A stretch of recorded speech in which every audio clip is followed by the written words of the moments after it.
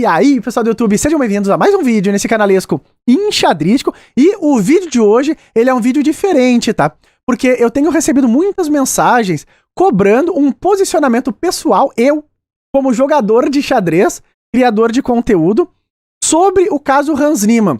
Porque hoje, como vocês estão vendo, o canal ele não tá se posicionando se o Hans é culpado, se o Hans é inocente. O que o canal tá fazendo hoje é analisando os dados e colocando para vocês, para que vocês tenham as opiniões, né, em relação a esse caso. Mas eu tenho recebido muita cobrança em relação às opiniões, tá? Em relação à minha opinião sobre esse caso. Então eu vou fazer aqui esse vídeo num formato diferente, onde eu vou apresentar o meu ponto de vista sobre o caso do Hans Niemann, se eu considero ele suspeito ou não, e vou também concluir esse vídeo comentando o que eu acho que deveria ser feito para que esse caso tenha uma solução, tá? Lembrando que esse vídeo vai ser um vídeo de opinião minha. Não quer dizer que é a verdade, não tô querendo induzir ninguém, é apenas a minha opinião. E outro ponto importante para ressaltar aqui, eu também estou acompanhando os outros canais de xadrez que estão tratando do assunto, tá? Esse vídeo não vai ser de forma alguma uma crítica ao trabalho dos outros canais, porém eu tô acompanhando os cálculos estatísticos do Xadrez Brasil, inclusive eu quero dar um parabéns aqui pro Rafael Leite. Muito bom o trabalho que ele está fazendo, ele é um analista de dados extremamente competente, e o que ele está fazendo com os dados estatísticos e as pesquisas, com certeza são estudos que vão beneficiar a segurança do xadrez no futuro em relação a jogadores suspeitos. E eu quero deixar bem claro essa palavra suspeito, porque o meu vídeo de opinião aqui vai para outro sentido, tá? Mas sim, esse trabalho que o Rafael Leite está fazendo é sensacional e sim muito importante para o futuro e a segurança do xadrez, tá? Então eu vou mostrar aqui para vocês, primeiro, por que eu considero ou não o Hans suspeito e as ferramentas que eu utilizei, tá? Para tomar a minha decisão e formar a minha opinião em relação a esse caso. Ó, uma coisa que eu utilizei no início já da polêmica, tá? Eu não botei aqui no canal, eu tava só informando vocês e vocês formavam as opiniões, mas uma coisa que eu acho que é super acessível, fácil de tu ver e tentar concluir alguma coisa sobre o assunto, é o gráfico de rating dos jogadores.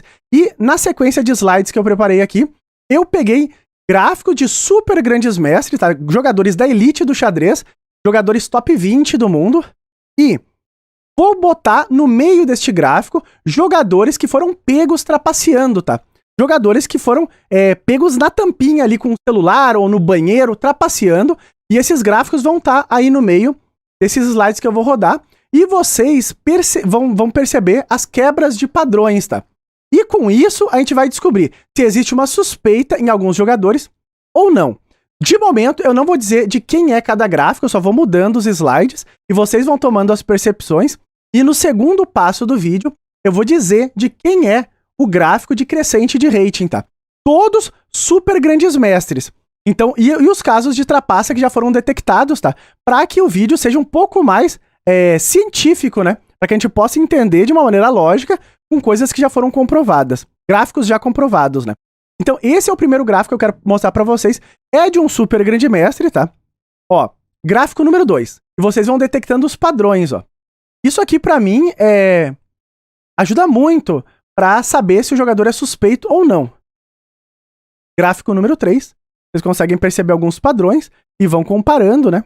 Um com o outro. Gráfico número 4. Número 5. Gráfico número 6. Gráfico número 7. Número 8. Gráfico número 9. 10. 11. E gráfico número 12. Esses são os 12 gráficos que eu tenho, tá? Vocês podem ter anotado aí o número de gráficos que vocês acham que quebrou o padrão. E agora eu vou trazer de novo a mesma sequência de gráficos, dizendo o nome de quem é o jogador que corresponde a esse gráfico de crescente de rating, tá? Então, o primeiro gráfico que eu mostrei, que foi esse daqui, é o do Jing Liren. Então, essa aí é a crescente de rating do Jing Liren, que é um super grande mestre comprovado, né? Esse aqui é o gráfico do Caruana, que também é um super grande mestre. O gráfico do Magnus. O gráfico de um jogador que é super grande mestre da nova geração, Alireza Firuza, é esse gráfico aqui. o gráfico do Duda. Esse aqui é o gráfico do Hans Niemann, observando que esses ratings aí, esses pontos de rating, estão apenas no ritmo clássico, tá? O gráfico do Nepo. Esse aqui é o gráfico do Richard Rapport. Esse gráfico aqui é do Igor Houses, que foi um grande mestre pego trapaceando, tá? Então esse aqui é um gráfico de um jogador que já foi detectado fazendo uma trapaça. Então o gráfico do Igor Houses é esse daí. O gráfico do Wesley So. Esse gráfico aqui é de outro jogador que também foi pego trapaceando, tá? Sergei Aslanov. Esse jogador aqui, ele não era um grande mestre, tá? Ele era um jogador de força média ali, próxima de um mestre feed. É um jogador talentoso, mas que foi pego também trapaceando, confirmado, né? Com o celular no banheiro. Esse gráfico também é de um jogador da nova geração, é o gráfico do Gukesh. Então, esse fecham todos os gráficos. Agora, vocês viram algumas quebras de padrões, né? E vocês botam, se a quebra de padrão do Hans, por exemplo, tá mais para um jogador de trapaça ou mais para um jogador, um super grande mestre, né? Que é como o Hans está sendo considerado hoje, né? Um super grande mestre pelo desempenho que ele tá tendo. Embora ele ainda não seja de fato um super GM, o desempenho dele dá essa tendência, né? Que ele vai nesse sentido. Agora, a gente viu como são os gráficos de super GMs, né? Será que o do Hans tá dentro disso? Então a gente vai comparar agora, a gente comparou ali os gráficos dos super GMs, né, de Elite, a super exponencial acrescente. Esse aqui é o gráfico do Hans, tá? A gente vai comparar o gráfico do Hans agora somente com jogadores da nova geração. Então observem lá, esse é o gráfico do Hans e esse aqui é o gráfico do Firouzja. E vocês veem se tem similaridade ou não. De novo, gráfico do Hans e agora o gráfico do Gukesh. Também é um jogador da nova geração. Então vocês conseguem perceber aí as diferenças, tá? Agora, eu vou mostrar para vocês gráficos do Hans comparado a jogadores que trapacearam comprovadamente, tá? Então esse aqui é o gráfico do Hans. E esse aqui é o gráfico do Igor Houses. Será que tem algum tipo de semelhança? De novo, gráfico do Hans. E o gráfico do Sergei Aslanov. Também foi um jogador que trapaceou. Então, esses gráficos, eles estão registrados aí na feed, né? Qualquer um consegue. E vamos comparar de novo com o gráfico de um super GM, por exemplo, o Caruana. Então, tu consegue perceber, olha lá, olha o gráfico de super GM. Caruana, Magnus, tem um padrão, observem que tem um padrão. Jing Liren, tem uma curva muito acentuada no início. E mesmo os gráficos dos jogadores da nova geração, olha lá, por exemplo, o Firouzja, tem ali, ele é íngreme, né? Tem sempre essa tendência de subir. E o do Gukesh, também tem sempre a tendência crescente. E aqui o gráfico do Hans. Agora, eu observo que o gráfico do Hans tem uma quebra de padrão. Ele sim, em alguns momentos, bate com os gráficos de jogadores que trapacearam. Agora, o que eu quero deixar bem claro aqui. Isso aqui é a minha opinião, tá? O Hans, pra mim, é um jogador suspeito. Eu considero o Hans um jogador suspeito. Não é culpado, mas também eu não absolvo ele. Agora, os dados estatísticos, eles nos provam se um jogador é suspeito ou não. E esse aqui é o meu ponto de vista. Todos os trabalhos que estão sendo feitos de detecção, eles são importantes para a detecção, para mim, tá? De se o jogador é suspeito ou não. E para mim o Hans é um jogador suspeito pelos gráficos. Agora, o que eu acho que deveria ser feito, tá? Minha opinião, que a FIDE deveria fazer para solucionar esse caso. Só tem uma forma de solucionar um caso desse. O jogador é suspeito? É. Como que tu pega? A única forma de pegar é tu realmente pegar ele com a mão na massa. Encontrar um dispositivo no corpo do jogador, ou ele tá usando o celular. Essa é a única forma de incriminar um jogador que tá trapaceando. Agora, a FIDE, ela, pra mim, deveria investir as energias nisso, tá? Então, encontrar formas de detecção física, porque hoje o que é utilizado? Detector de metais, detector de frequência. Isso pode não ser a solução, tá? Então tem que ter alguma coisa mais elaborada, talvez além disso, isso é bom, mas melhorar mais a tecnologia de detecção de trapaça para que tu possa pegar o jogador que tá trapaceando ali com a mão na massa, que é a única forma de incriminar. Outra coisa que eu considero importante, além do passo de melhorar a tecnologia de detecção, é um ambiente controlado, pelo menos de início, nos torneios de elite, tá?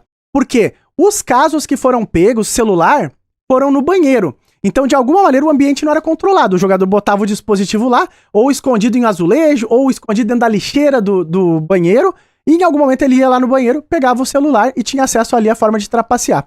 Então, ambiente controlado e melhorar a detecção de dispositivos no corpo do jogador. Então, isso é o que a FIDE, pra mim, deveria fazer. Não tem outra forma de tu incriminar um jogador, se não essas. Minha opinião, tá? Ó, outro ponto. A FIDE, ela criou um fórum estatístico, tá? Sobre esse caso do Hans e do Magnus, o que pra mim, minha avaliação também, a FIDE criou isso justamente pra tentar dar uma abafada nessa situação toda, porque tem um murmurinho, rumores na internet, uma cobrança pela comunidade do xadrez, que é muito justa essa cobrança, e a FIDE, então, tentou criar uma forma de dizer, olha, estamos fazendo alguma coisa. Mas o que a FIDE tá fazendo com o fórum estatístico, tá? Meu ponto de vista é que vai comprovar se o Hans é suspeito ou não. Mas pra mim, hoje, ele é suspeito. Eu quero saber como que tu vai pegar se ele estiver trapaceando, né? Então, essa seria a forma, inclusive pra pegar jogadores que estão trapaceando também no futuro, né? Outros jogadores que possam estar trapaceando.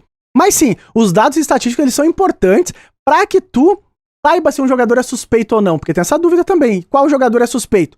Os dados estatísticos vão mostrar isso. Agora, como que tu incrimina? Tu tem que pegar o cara com a mão na massa, não tem outra forma. Então, pra encerrar aqui, resumindo a opinião sobre tudo, se a história do xadrez nos mostrou alguma coisa, é que pra que tu detecte e pegue um jogador que tá trapaceando em um torneio presencial, tu precisa sim pegar ele na tampinha, no flagra. Então, a FIDE deveria investir em detecção física nos torneios presenciais, né? Então, resumo de tudo, o Hans é um jogador suspeito? Pra mim, sim, ele é um jogador suspeito, tá? A história dele, o passado dele, tornam ele um jogador suspeito. O técnico dele também já foi envolvido em trapaça no xadrez online. O gráfico do Hans não bate com o gráfico de um super grande mestre. Ele é um jogador suspeito. Agora, ele é um jogador culpado? Não, não é culpado, porque tu não pegou a forma como ele tá trapaceando. O que a FIDE deveria fazer, na minha opinião, então, é melhorar as condições e as formas, né, de detecção física nos torneios presenciais e também deixar um ambiente controlado, pelo menos de início, nos torneios de elite, tá? Agora, e os dados estatísticos? O que tu me diz sobre isso? Eles são importantes, sim, mas para detecção se o jogador é suspeito ou não. O Hans, para mim, já é suspeito. Então, o fato da FIDE fazer todo um estudo estatístico para entender o comportamento dos lances do Hans, nesse sentido, para mim, ele tá indo a caminho se o jogador é suspeito ou não. Para mim, hoje, ele já é um jogador suspeito, agora eu preciso de uma comprovação física da trapaça. É isso que tá faltando. Então, esse é o meu ponto de vista. Comenta aqui embaixo o que é que tu achou dos gráficos, tu percebe alguma quebra de padrão. Comenta aqui embaixo também se o Hans Niemann, pra ti, é um jogador suspeito, e se tu concorda que a única forma de solucionar este escândalo, esse bafafá todo, tá relacionado à detecção e a pegar o jogador com algum dispositivo no corpo, alguma coisa física, comenta aí também que eu tô curioso pra saber. E se tu gostou desse vídeo, não esquece do likezão aí embaixo e até os próximos vídeos!